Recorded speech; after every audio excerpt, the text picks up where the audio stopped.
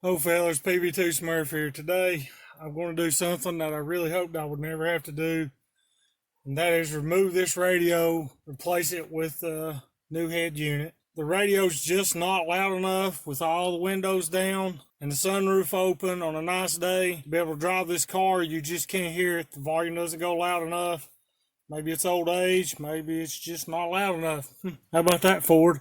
So with that being said, we're going to go through the process removing and reinstalling a new head unit in a 2007 Ford Focus.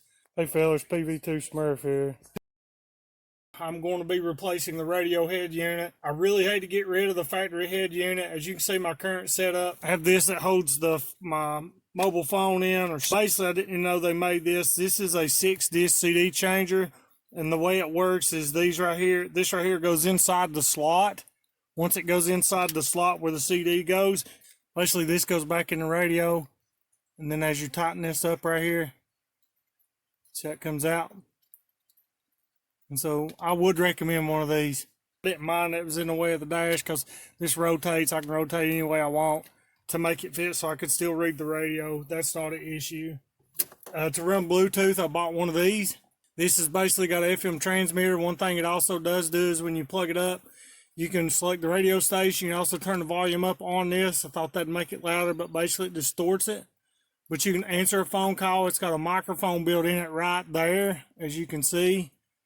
So I could still talk to it and use this to talk to it, and it done just fine, but that's with all the windows up. Not that you're going to be on the phone with the windows down, but you are going to be listening to the radio with the windows down. In my case, even with Bluetooth linked through this, FM transmitting to this, it's still not even remotely close to being loud enough to be able to hear. This radio does have here an auxiliary setting on it. However, after looking online, many thread forums, and looking places, it says that the aux port actually plugs in would probably be sufficient loud enough, but it still doesn't give me Bluetooth, so I'm still going to have to use this thing. This specific port is powered all the time, so I do not want to leave this plugged in all the time. So I decided, this and this work to get me by, but I think it's time to say goodbye. So let's begin.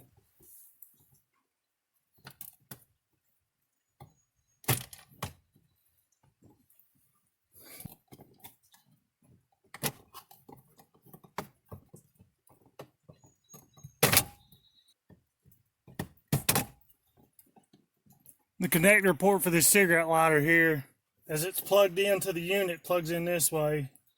PC pinch is on this side of it, located right here. Get that loose.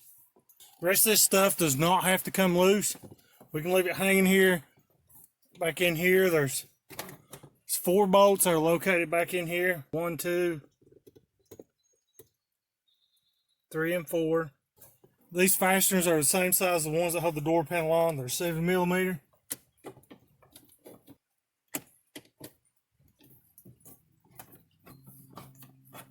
The head unit just comes forward, just like this.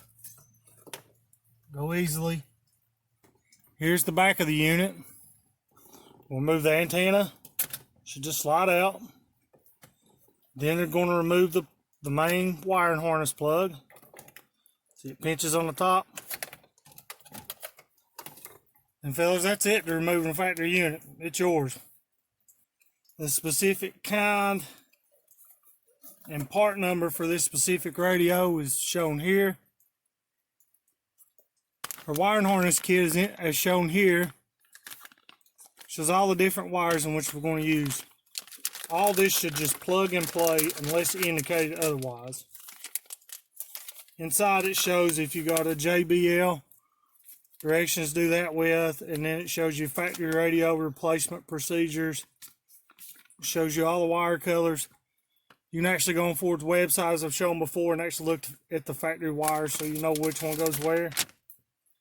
It also shows you how to do all this different stuff. Our installation is straightforward and replace the factory one, so we shouldn't need this. All you do is take your factory one, take your new plug. It only goes in there one way. See the groove that's located here? So that matches the groove that's located there. Just going to plug them in. Because the yellow and red wire, these have power on them. If you got the key turned on, you want to make sure that you don't. I'm gonna go ahead while I'm in here. I'm running this external microphone. I'm running this microphone so that way it can be heard better, and I'll show you where I'm going to mount it later on. Now to run this, I'm just going to run it around the bottom, just pull it up to where I can plug it into the radio. Just twisting this up, just going to set it right here for the time being. Now it's time to mount the radio. Now this could be a bad sign. The first thing the radio head unit directions say before you do installation, which you should do anyway, is connect the yellow and red wires to the positive side of the terminal and the black one to the ground side of the terminal. And then turn the power button on to make sure that the unit works. As you can see, the unit is coming on and going to the face. Means it works, so you're good for install. And one thing you want to do when you buy the unit is you want to verify that the antenna does plug into this port here. It says antenna on it. It does plug in as intended, so I will not be using the adapter from the kit. However, your radio could differ. Before you move forward in this installation, you want to connect these wires. And so the way you would do that is this come with our dash kit. These are our wires. Well, on the bottom here is a diagram that tells you where each wire goes, as well as the packaging that come with every single one of these. You want to verify these are the same. If they are, you want to connect them as indicated, so that way you have this stuff done and out of the way. Now, you don't do this in a car. You can do this on the bench if it's better for you. Or, you know, maybe your radio's closer, or maybe your cold brew beverage is closer to the bench. Maybe you want to head to the bench. Now, I could go through every single one of these, but nobody wants to watch me crimp some wires. So good news is our kit that we bought for our head unit comes with butt connectors, so we don't even have to buy them. They come with it. It's awful thoughtful of them. As you can see, we have our wires connected, done the tug test to make sure that all of them connected. All I did here was the yellow and red one. I want to insulate them because they have, the yellow is always constant power, so that keeps your memory, your radio. The red one's the power when you turn the switch on, and all I did was kind of just tape them.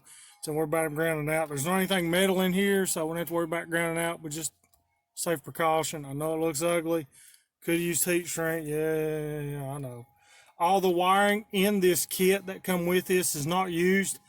Some of these are things that this specific radio doesn't have, but yours may have if you buy this aftermarket kit. Now these pieces plug into our head unit. They go in a specific way too, and if you forget which one's which, all you have to do is look at the back of the radio, and this switch specifically have more wires on it. There's more contact points on the right side you see here. For this, so this one will go here. Plus, I know by the colors of the wires, this is for the speakers, and those are indicated here on the bottom of the radio. Now, while all this is out, not causing stress any of the wires, I'm going to turn the key on to validate that it works. Here's the accessory. The radio is powering on. You can hear the radio. Now that I have the radio connected, I want to validate that all the speakers work. As you can see on this display menu, all I'm going to do is I'm going to cycle through. I'm going to move the radio to the sound. I'm going to turn it up. I'm going to move it up. That one's working. That one's working. That one's working. That one's working. I want to make sure I go ahead and plug in my external microphone. Now this is my front dash camera. I want to go ahead and plug this up so that way I have it plugged up where I need it to. But I want to run this before I plug this up. But when you go to plug this up, this part stays up here by itself, so you don't have to worry about trying to fish all this through. It just connects. The other end looks just like this, and these will connect. So we don't have to worry about this. We can set this to the side. This part actually tells us what we got to have to connect everything and what it connects to. Yellow's constant power, black's ground, red's ignition switch. It goes in the front facing camera. So on the back it says F cam. And these right with our microphone wiring.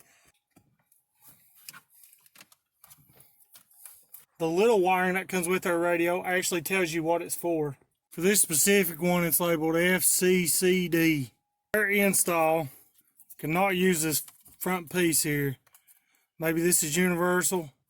So in order to move this, there's tabs around the side here. You can see one located right there and right there.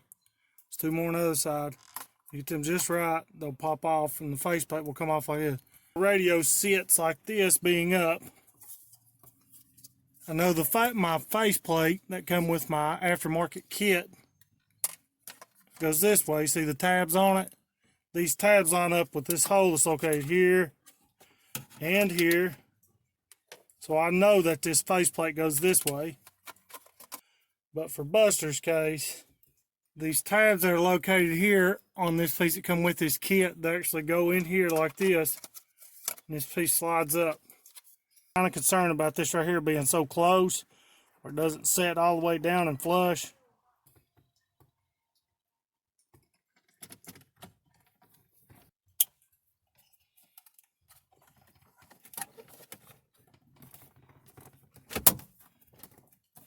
Alright, fellas, that's a wrap for me and Buster today. Until next time, fellas, remember, your rig, your call.